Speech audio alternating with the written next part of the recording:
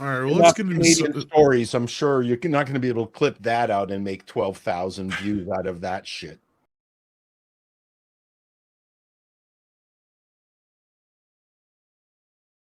Paul, you have the Canadian Film Board, right? Like the Canadian Film Board, and this is true of so many other countries, have a film board because to support the arts is to support the culture and preserve the culture, you know. Right. And I went to the Toronto Film Festival many times in the 80s and early 90s, and I stopped going because my kids' birthdays are around that time, and I never wanted to be the type of dad that would Sure. be, did Good for you you. open your present? I'm not doing that. I'm gonna every Yeah. birthday with my kids, and I did. So Good for you. my point is that other countries subsidize their artists because they understand how important it is to the national identity of a country to have movies that reflect the country's values. So French films, British films, Canadian films, Italian films, they have art councils that fund movies. We do not have this in the United States. There's a different type of art welfare, which is usually foundations or entities like the Sundance Film Festival that push a certain agenda via what they choose to fund and release. The problem is the people that were in those worlds now have infected mainstream Hollywood, and mainstream Hollywood doesn't reflect the values currently of traditional values of just regular everyday Americans. And somehow Hollywood has convinced itself that demographic not only doesn't exist, but is free to be vilified. And it disgusts me seeing it happen in front of my eyes. It's you know, the idea of an American movie, what does that even mean anymore? It used to mean something, right? And I think the last great era of American film was in the 70s and 80s, and then the 90s was the rise of indie film, and now indie film concepts, ideas, etc., have now become mainstream fodder, and it's being rejected mainly because people that's not what appeals to mainstream people, right? Mainstream everyday people who are the majority of people, but that misrepresentation of that is because we see on social media something different. It's a false representation of the majority. So I don't know if you have any thoughts on that, Paul, but I used to go to the Toronto Film Festival. I'd meet Canadian filmmakers and talk to them. And they were like, you know, a lot of times we go, unless you're someone like a Cronenberg, you know, you can pull together financing from other places because you actually have some commercial value. But these Canadian filmmakers, if they went in front of the Canadian Film Board and they said that they admired indie filmmakers in America, because if some investor turned them down, fine, they went to a different investor. If some grant foundation turned them down, they went to a different place. Whereas in Canada, if you're an indie filmmaker and you go before the Canadian Film Board and you got rejected, you didn't make your movie. Correct. That wasn't the case with American filmmakers who, you know, just found another avenue. And also, I had seen quite a few during that period native Canadian films that never got released outside of Canada because they have to have a certain amount of Canadian content. One movie that stood out to me, I saw, and we used to make jokes about it, was called Brown Bread Sandwiches. And it was a very dull coming of age in Canada movie that wouldn't play anywhere else except Canada. And we would get in these conversations with these filmmakers saying that, like, they loved American independent film because America is such a fucked up place with so many problems. Let's go through it. Drugs, crime, name it, go on. And that actually resulted in interesting storytelling because there's so many interesting topics. Whereas Canada, for the most part, a lot of problems are solved. I'm not saying Canada's perfect. And right now, Canada is going through a little something with your guy Trudeau. Canada's going through a little something right now. But what I'm saying is that it was really interesting to see the difference because I grew up in Detroit, right outside of Canada, Windsor. I used to watch the CBC. I would watch Casey and Finnegan, Mr. Dress Up. I would watch The Friendly Giant. I watched, Canadian hockey. I've become a hockey fan from I felt almost like bicultural from the standpoint of, because I was just across the river, you know, I would see Canadian programming and American programming. It was interesting how different it was. And it's like, I didn't feel that much different, you know, than Canadians, other than if you go to certain parts, they speak French. But, part of the, I mean, yes, the government funded side of things is a blessing and a curse. Yes. More of a curse, in my opinion. Jeez. Well, it's been a curse for a while. The blessing side is that there are voices in Canada that would normally not be heard at all, and I'm very happy that they get a chance to learn the craft. Okay, yeah. But it's at the expense of popular culture. They will not finance a Canadian version of Mad Max. You will not get an English Canada comedy, white comedy. You will not get that. In Quebec, they will. I went to get something financed. This is a while ago. So there's many funny things here. And there was a stupid French Canadian Coureur de Bois character. And they said, well, you can't have a stupid French Canadian. Why not? Well, because we're not allowed to fund that in English Canada. But I've seen French Canadian movies which had stupid Anglais. Oh, that we're allowed to finance. So can a French company in English Canada have a stupid French character? Yes, they can, because they're French. So it's almost like a yes minister kind of experience. So on one hand, great. There are people who are learning their craft, First Nations, people of color, various gender mixes. Terrific. I think that's really important. But for the most part, none of this stuff is commercial, and nobody's going to watch it outside of Film Board or Canada, which is, again, if no one sees your art, is it art? Yeah, that's the other part too. The Canadian Film Board and all the Canadian art grants for film, they also have some stipulations where they'll only be shown in Canada in limited release and then be put into a vault, and you'll never be able to distribute it internationally. It's absolutely absurd. So it's not all bread and roses up here. I'm very frustrated with the fact that they will not support any comedies because they're vile and disgusting. So what I'm hearing, I just want to confirm, because the two of you are far more plugged into this stuff than I am. There is no patronage for film anymore. There are no patrons that privately go out and support this outside of, obviously the corporations and, the banking interests and all that. There's no real patronage anymore outside of the state welfare. Not in Canada.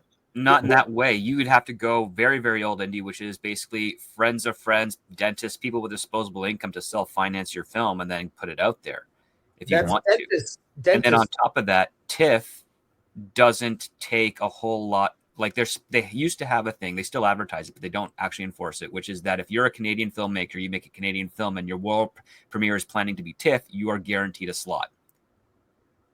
And they always reject them. I've seen tons of up-and-coming filmmakers in Canada doing all that stuff. It's sent to TIFF, and they're like, no, we got this movie coming in from the United States, or we got this movie coming in from Europe. We want to showcase those. You can try next year. And it's like people have their their homes on the line from financing this film and trying to get it to be in a festival to be showcased so that they can sell it. And TIFF says, no, sorry, we're not doing that. Because they only care about selling the tickets. They don't actually care about the international market of bringing foreign film and independent film to the forefront to help basically build and diversify careers. They've stopped doing that since the early 2000s. Can I just say a couple things on what you said? I think the option for anyone these days, no matter where you live in the world, is crowdfunding. Yeah. Right. Yeah. Crowdfunding is the way to go. Also, I didn't mean to be so verbose when it came to the Canadian film market, only because only because I wanted to, like, Paul and Script Doctor. I know you guys know that, but I don't know that the audience of Midnight's Edge in the Morning actually knows about how these things work and how difficult it is for creatives to and the joke is that the Film Board has been woke before woke. Yep. And recently they put out a press release where they said that they're going, these are my words, they're going ultra super double woke. Oh boy.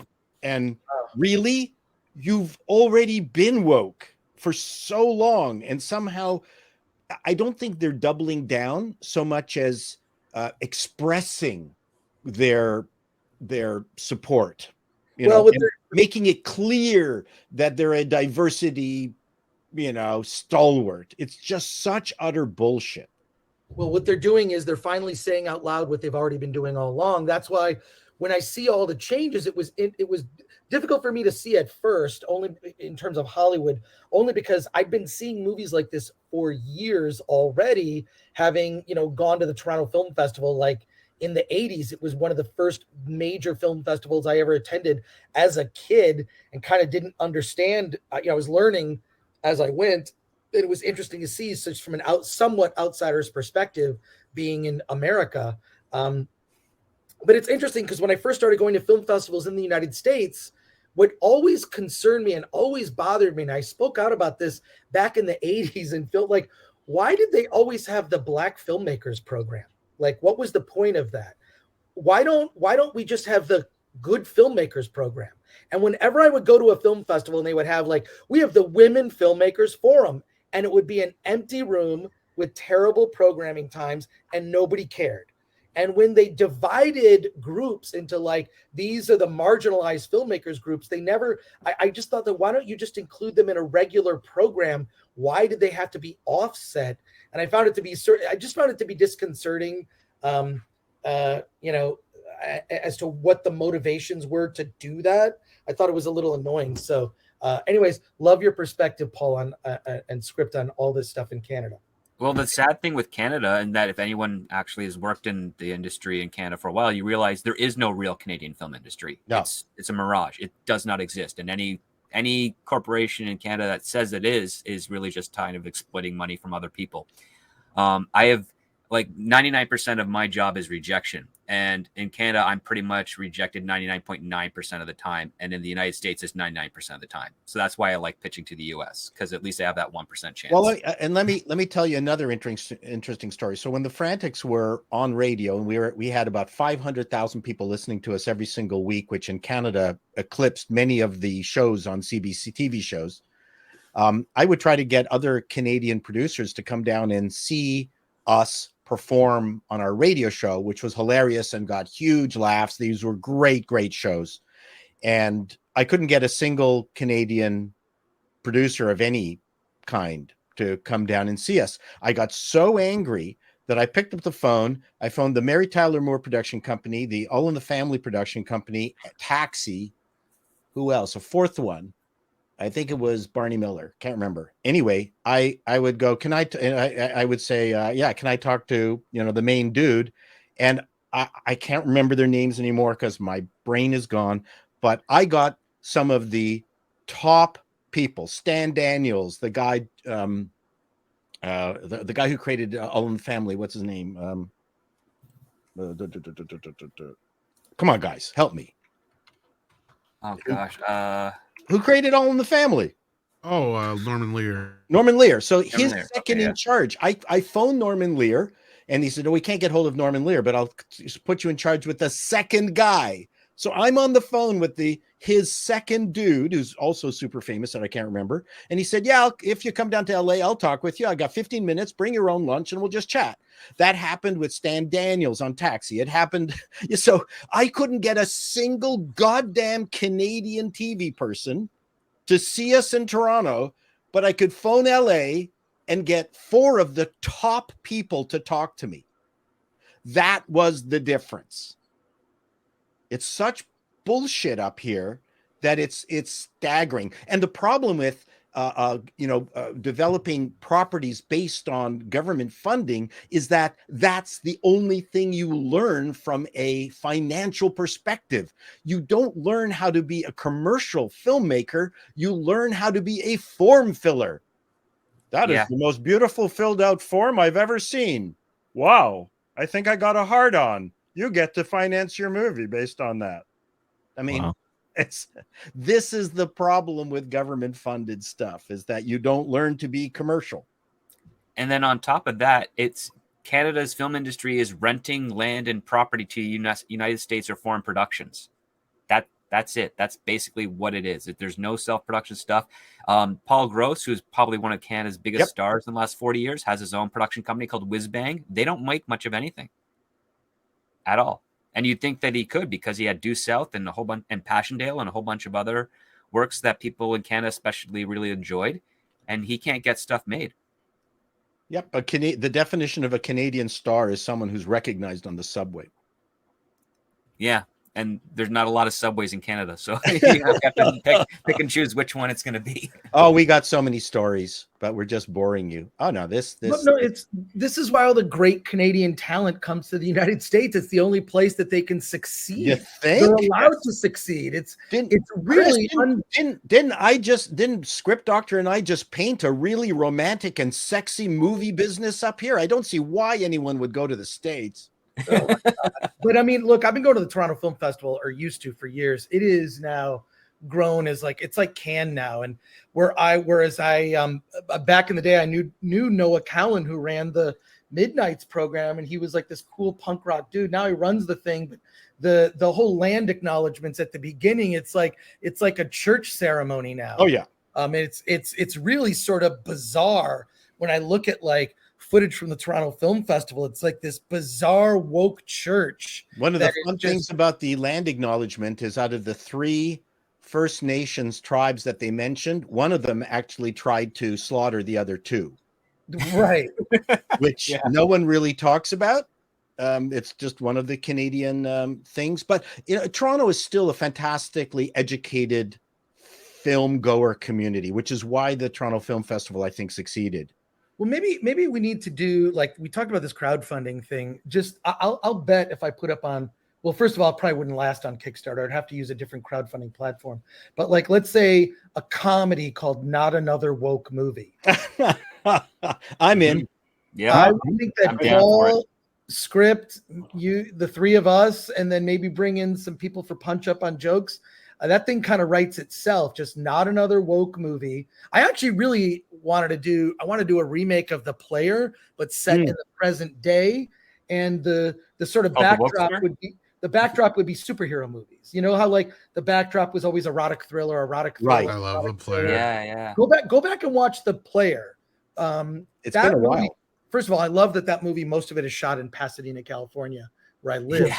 But that movie is just as powerful about the nonsense of I've always thought that Hollywood movies are garbage. They're just garbage for different reasons depending on the era, So I think in the 70s, 80s, probably greatest era of American filmmaking. But every era has its garbage. We only remember the good ones, right? But I think that we're literally living in, I think I said it on another show, the opposite of the Renaissance. So we are literally living through current day Hollywood modern films being made. This is the opposite.